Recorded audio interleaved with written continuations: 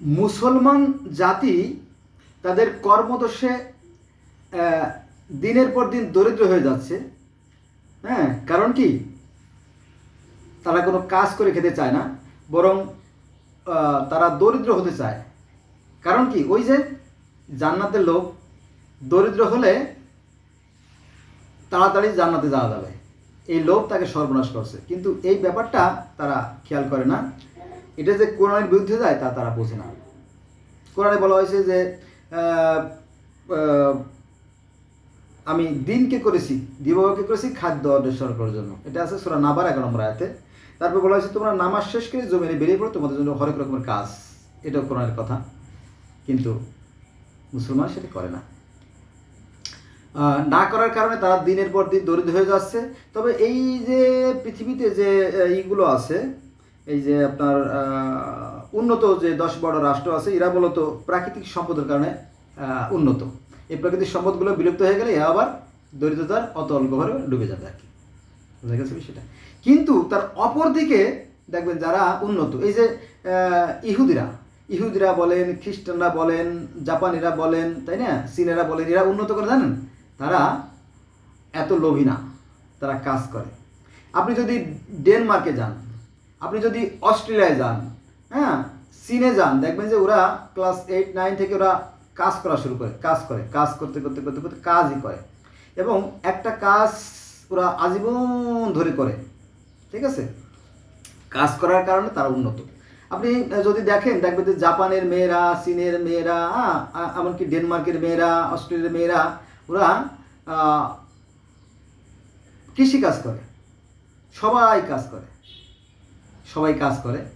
মানে কোরআন শরীফে যেটা আছে ওরা প্র্যাকটিক্যালি সেটা তারা করে, এই জন্য তারা উন্নত। আর আমরা শুধুমাত্র মুখস্থ করি আর মুখস্থ শোনাই, তাতেই নাকি জান্নাত।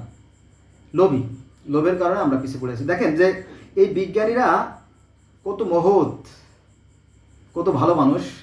তারা কষ্ট করে করে মানুষের জন্য এমন এমন কিছু জিনিস আবিষ্কার করছে যা মানুষের মহা কল্যাণ সাধিত হয়েছে। যেমন সাপ।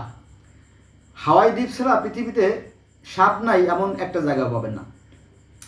তো এই সাপগুলো ওর কারণে, সাপের দংশনের কারণে প্রতি বছর হাজার হাজার বললে ভুল হবে, লাখ লাখ লোক নিহত হয়। কিন্তু এই বিজ্ঞানীরা কি করছে জানেন? এই বিজ্ঞানীরা অ্যান্টিভেনাম ইনজেকশন, একটা ইনজেকশন আবিষ্কার করছে। এই ইনজেকশনে দিলে পারে মানুষ আর মরে না। অদ্ভুত না? আমাদের বাংলাদেশের প্রত্যেকটা উপজেলা কমপ্লেক্সে যে স্বাস্থ্য কমপ্লেক্স আছে, প্রত্যেকটা কমপ্লেক্সে এই সাপের ভ্যাকসিন আছে, যদি আপনি দেখতেন। আচ্ছা, এবার আসেন আরেকটা। আগেকার দিনে, এই তো মাত্র 20-30 বছর আগে, 1985, 80, 90 এই সময়গুলোতে মারা গর্ভকালীন সময়, অর্থাৎ মারা যখন বাচ্চা দিত, ওই সময় ধনুষ্টঙ্কার হয়ে, খিচুনি হয়ে মারা যেত। মানে মা মারা গেলে তো বাচ্চা মারা যেত, এরকম ছিল, তাই না? কিন্তু এই বিজ্ঞানীদের চেষ্টায় সৃষ্টিকর্তা তাদেরকে একটা উপহার দিয়েছে, সেটা হচ্ছে টিটেনাস। এই টিটেনাস ইনজেকশন দেওয়ার ফলে মাও নিরাপদ থাকে, আবার তার গর্ভের সন্তান নিরাপদ থাকে। বাচ্চা ভূমিষ্ঠ হওয়ার নির্দিষ্ট তারিখে নির্দিষ্ট পরিমাণে আবার টিটেনাস দিয়ে দেওয়া হয়। আর একটা বিষয় আমরা সবাই জানি যে যদি কেউ আহত হয়, নিহত হলে তার ইনজেকশনের দরকার নেই। আহত হলে তাড়াতাড়ি তাকে 24 ঘন্টার মধ্যে টিটেনাস ইনজেকশন দিতে হয়। আর যদি আগে দেওয়া থাকে তো ভালো। আপনি যদি ফার্মেসিতে বা ডাক্তারখানা যে বলেন যে টিটেনাস দেন, তখন জিজ্ঞেস করে এর আগে কি 3-4 মাসের মধ্যে নেওয়া আছে, তো বলো নেওয়া আছে, তো টেনশন করার নাই, তাহলে আরেকটা দিয়ে দেয় বাড়তি। আর যদি না দেওয়া থাকে তাহলে দ্রুত দিয়ে দেয়, তাই না? এই ব্যবস্থা আর কি।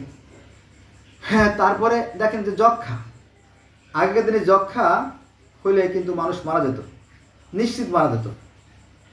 কিন্তু আজকাল আর যক্ষা হলে মানুষ মারা যায় না। বিল গেটস কত মহান সেই ব্যক্তি, তার সমস্ত সম্পত্তি মানুষের কল্যাণে দান করে দিয়েছেন। আর তার সেই দানকৃত টাকা দিয়ে পৃথিবীতে লক্ষ লক্ষ মানুষকে সেই যক্ষার ওষুধ দেওয়া হচ্ছে। তাতে অনেক মানুষ অকালে জীবন ফিরে পাচ্ছে। ঠিক আছে? তো এটা কত বড় মহৎ, ভাবা যায়? চিন্তা করেন। হুজুরা বলে, হুজুরা অনেক সময় বলে যে ইসিরে যদি খালি বিলিয়ার সাহেব একবার কলেমা পড়তো তাহলে উনি সবার আগে জান্নাতে যেত। আরে হ্যাঁ, বিচার তো এখন হয় নাই, বিচার তো করবে আল্লাহ, বিচার আল্লাহ করবেন। এখন আল্লাহ কারে জান্নাতে দেবেন আর কারে দেবেন না সেটা তো ভবিষ্যতের ব্যাপার, তাই না? এই হলো বিষয়, বুঝছেন? খালি হিংসা বিদ্বেষ আর ঘৃণা, খালি হিংসা বিদ্বেষ আর ঘৃণা থেকে এই ধর্মের সৃষ্টি। কিন্তু সৃষ্টিকর্তা সবাই সমানভাবে ভালোবাসেন। শুধু তাই না, দেখেন যে একজন লোকের হার্ট দুর্বল হয়ে গেছে, হার্ট দুর্বল হয়ে গেছে, সে নিশ্চিত মারা যাবে। তো ডাক্তার কী করলো, তাকে একটা পেসমেকার অর্থাৎ প্লাস্টিকের হার্ট বসাই দিল, ব্যাটারি চালিত। কিছুদিন পর পর 6 মাস পর পর ব্যাটারি চেঞ্জ করে, 6 মাস পর পর ব্যাটারি চেঞ্জ করে। এভাবে এই পেসমেকার নেওয়ার কারণে আরও 20 বছর বেশি একলো বাঁচলো বা 30 বছর বেশি বাঁচলো। তো আল্লাহ তো কোনো ক্ষতি নাই, আল্লাহ তো অনেক ভালোবেসে অনেক সুন্দর করে মানুষগুলো সৃষ্টি করছে, তাই না? তারপর দেখেন যে ডায়রিয়া, কলেরা, গুটি, বসন্ত এইগুলোর কারণেও মানুষ কিন্তু মারা যেত, হাজার হাজার লোক গ্রামের পর গ্রাম মরে উজাড় হয়ে যেত, আপনারা জানেন, তাই না? হয়তো শুনছেন, এটা ঘটনা সত্যি। তারপরে ওআরএস স্যালাইন তৈরি হয়েছে, এই ওআরএস স্যালাইন খাইলে যে জীবন বেঁচে যেতে কে জানতো, তাই না? এগুলো মানুষ তার বিবেকে কাজে লাগে এটা আবিষ্কার করছে। এটাকে এই ওআরএসের কথা কোরআনেও নাই, হাদিসেও নাই, বোঝা গেছে সেটা, এটা আর কি। আবার এর উল্টোটা আছে, মানে এই ওআরএস স্যালাইনের কথা কোরআনে হাদিসে নাই, কিন্তু এগুলো জীবন রক্ষা করে, কিন্তু যেটা মুসলমানি করাটা কোরআনে হাদিসে নাই, ওইটা কিন্তু আবার আমাদের সমাজে আছে। কেন আছে আমি জানি না, এটা আমার আওতাভুক্ত না আর কি, এগুলো বিষয়। তো আমরা এখন অন্ধকারে আছি মুসলমানরা, এই জন্য আমরা পিছিয়ে পড়ে আছি। হ্যাঁ, তারপরে দেখেন যে মোবাইল,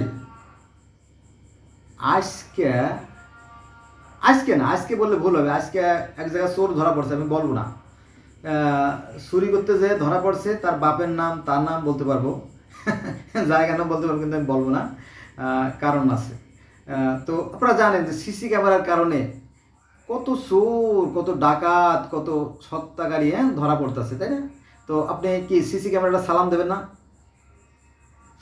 এই সিসি ক্যামেরা আরও উন্নত হোক, আরও দীর্ঘজীবী হোক। দেখেন এই মোবাইলের কারণে ঘরে বসে বসে টাকা পয়সা বাড়িতে পাঠানো যাচ্ছে, সারা বিশ্বের খবরাখবর ভাসছে, সারা বিশ্বের তথ্য উপাত্ত সব জানা যাচ্ছে। আপনি কি মোবাইলকে একটা সালাম দেবেন না? দেওয়া উচিত। অথচ এই মোবাইলগুলো ওই হুজুরা পিটে হাতুড়ি দিয়ে দেখলাম ভাঙতেছে। এমনকি মাদ্রাসা ছাত্রদেরকে ওই মানে এই mobile, laptop, computer, light, torch light, radio, television, cycle, এগুলো সব ভেঙে ফেলতে হবে। অন্ধকার আর অন্ধকার। আমার মনে আছে 1982-85 সালে আমি দেখছি যে আমাদের এলাকায় হুজুরা কী করতে জানেন? বন্ধুরা, আমি ঘেমে যাচ্ছি, জানেন তো, আমি ঘেমে যাচ্ছি, কারণ ফ্যান ছাড়লে একটু শব্দ হবে, কথা শুনতে কষ্ট হবে, এই জন্য কষ্ট করতেছি। আপনারা কি কি মনে করবেন আমি জানি না। যাক, তো যেটা বলছিলাম যে এই হুজুরদের একদল কলেরা, ডায়রিয়া, গুটি, বসন্ত, হুগুম কাশি, ডিপথেরিয়া এদের সাথে কথা বলে। কত বড় ভণ্ড, কত বড় সাংঘাতিক যে আলেমদেরকে এই নিরীহ মানুষেরা দেবতার মতো ভালোবাসে।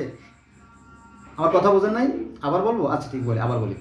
মানে আল্লাহ অর্থাৎ সৃষ্টিকর্তার পরে যাদের স্থান, তারা হচ্ছে এই আলেম ওলামা, মুফতি, মুহাদ্দিস, মাশায়েখ, যারা পীর বুজুর্গ, এদেরকে মানুষেরা ভক্তি করে। গাছের প্রথম টালডা, গাছের প্রথম বেলডা, গাছের প্রথম সলমডা, গাছের প্রথম লাউডা, পালের প্রথম মুরগিডা, এগুলো হুজুরে দেয় যাতে আল্লাহ পাক খুশি হন। আমার বাবা মারা গেছে 1980 সালের দিকে, তো আমরা আম খেতাম না, মসজিদের ইমাম সাহেবকে প্রথমে না খাওয়াই আমরা আম খেতাম না, এরকম ছিল আমাদের একটা আর কি। যেহেতু আব্বা মারা গেছে, আমরা আব্বা নাই, আগের থেকে আমরা হুজুরকে না খাওয়াই খেতাম না, এরকম তো ছিল বিষয়টা আর কি। তো এরকম ছিল, কিন্তু এখন আস্তে আস্তে আলেমদের রুজি উঠে যাচ্ছে, মানুষ আস্তে আস্তে সচেতন হচ্ছে আর তাদের রুজি উঠে যাচ্ছে। তো যেটা বলছিলাম যে দেখেন যে এই ডায়রিয়া, কলেরা, গুটি, বসন্ত, এদের সাথে নাকি আলেমরা কথা বলে। কত বড় ধোঁকাবাজি, হ্যাঁ।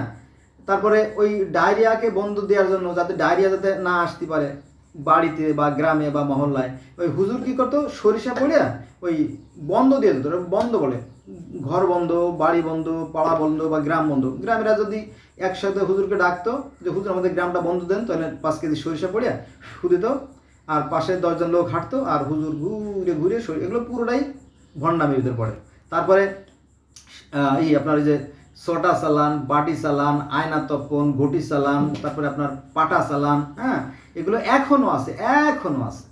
অথচ হ্যাঁ, সৃষ্টিকর্তা আমাদের জ্ঞান দিয়ে দিয়েছে, সেই জ্ঞান কাজে লাগায় দেখেন কি না হয়েছে, তাই না?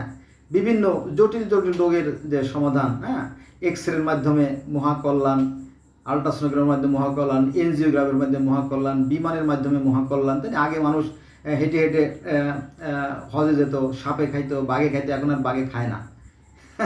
এখন যাওয়ার পরে সেখানে হজ করে আবার চলে আসে, কত সুন্দর, তাই না?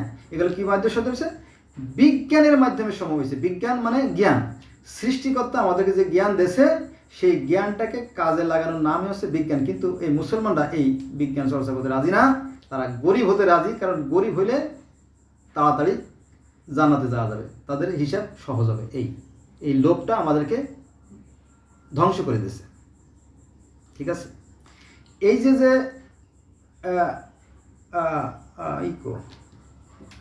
দেখেন, এই যে একটা গ্লাস, আমার সামনে একটা গ্লাস, আরও গ্লাস অনেক আছে, অনেক গ্লাস আছে, তাই না? তো আমরা এতে মাটির গ্লাসে, প্লাস্টিকের গ্লাসে, তারপরে হ্যাঁ এগুলো পানি খাইতাম।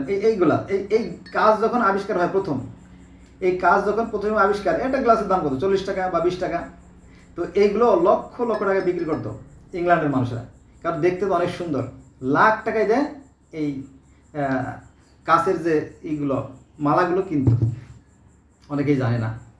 যাই হোক, সেই জ্ঞানকে কাজে লাগে মানুষ আজকে উন্নতির চরম শিখরে আহরণ করতেছে, আর আমরা সেই বিজ্ঞান থেকে দূরে থাকার কারণে আমরা দারিদ্র্যের সময় বসবাস করতেছি।